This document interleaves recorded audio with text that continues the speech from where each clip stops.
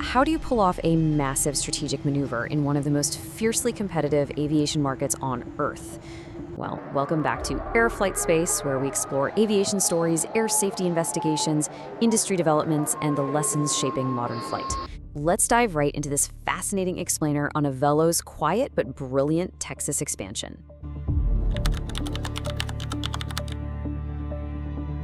So we have to ask, how do you break into America's fourth largest aviation market? The Dallas-Fort Worth metropolitan region is absolutely colossal. We're talking millions of passengers and billions of dollars on the line.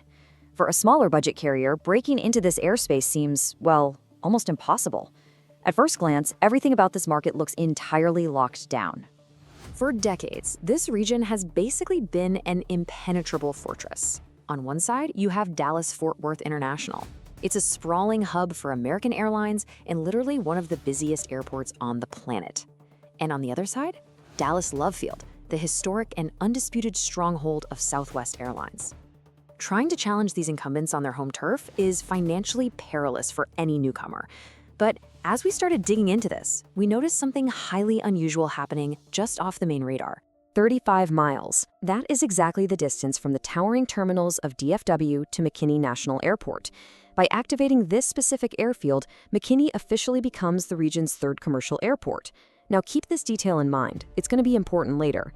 Collin County and these far northeastern suburbs are experiencing massive, explosive population growth. And to handle all that growth, the city of McKinney isn't just patching up some old runway. No, they're building a brand new $79 million four-gate terminal designed by the renowned architectural firm Corgan. This fresh infrastructure opens up this autumn. And stepping into this shiny new facility as the debut, the anchor, and currently the only committed commercial carrier, Houston-based budget airline Avelo. Now, Avelo isn't just dipping their toes in the water here, they are launching a highly coordinated rollout. Starting November 11th, they're opening the gates to Fort Myers in Florida. Literally the next day, November 12th, they add Las Vegas and Orlando. Then, a week later on the 19th, Fort Lauderdale and Tampa come online. So in just over a week, they're establishing 5 direct arteries from a previously unused commercial airport. It's an aggressive start. Here is exactly what that initial operation looks like. We're looking at 20 weekly flights across those 5 routes, all operated by just 2 Boeing 737-800s, each packed with 184 seats. This is a key lesson for us. The operation starts small, but it's highly calculated. They aren't flooding the market with empty seats, right? They are precisely targeting leisure destinations with a lean, super efficient fleet. As aviation analysts, we really have to ask the critical question: why choose an entirely unproven facility over a guaranteed mega hub? Well, when we look at the data, we realize McKinney isn't an isolated experiment. It's actually part of a deliberate strategic pattern. Avelo has been quietly setting up bases at these tertiary airports within major metropolitan areas all over the country. They're in Concord, right outside Charlotte. They're in Lakeland, Florida, sitting perfectly between Orlando and Tampa. And they operate out of New Haven, Connecticut, capturing the massive outskirts of New York City. Now, what's really interesting about this slide is a statement from Avelo's CEO, Andrew Levy.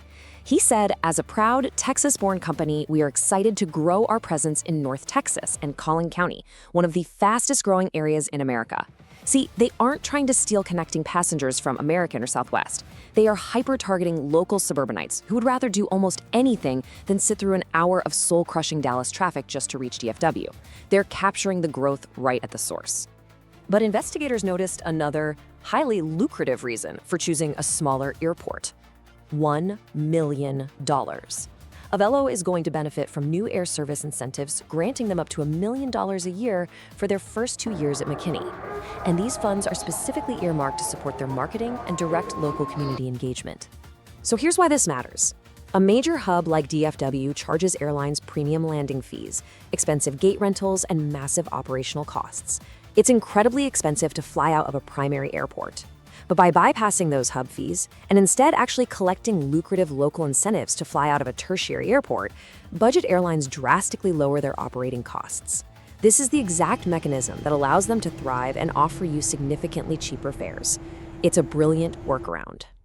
So Avelo took off in its current form back in 2021, and they remain a privately held company, which means they keep their full financials pretty tightly under wraps. However, leadership recently confirmed they hit profitability during the summer of 2025. And adding fuel to the fire, the carrier closed a recapitalization with unnamed investors in January 2026. This fresh capital injection is a massive signal of strong market momentum and deep investor confidence in this unique business model. And this brilliantly illustrates exactly what they plan to do with that momentum. Right now, Avelo operates a modest fleet of 15 Boeing 737-800s. But look at what's coming down the pipeline. They've secured orders for up to 100 Embraer E95-E2 aircraft, set to begin delivery in 2027. That is a massive scale-up. This is a fundamental operational shift. Their current strategy relies on filling those 15 larger 184-seat 737s. But the future strategy, it's all about deploying up to 100 next-generation Embraer regional jets.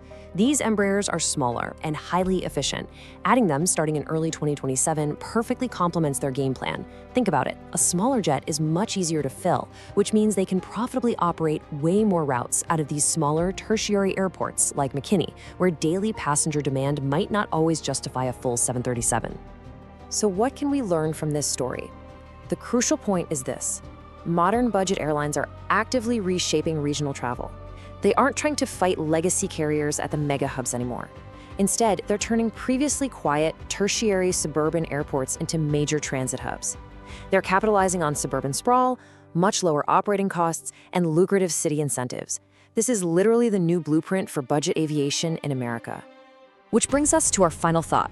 As Avelo scales up to 100 new jets in the coming years, which major US metro is going to see its tertiary airport activated next?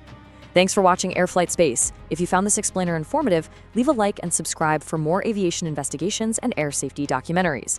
Share your thoughts down below, and I'll see you in the next video.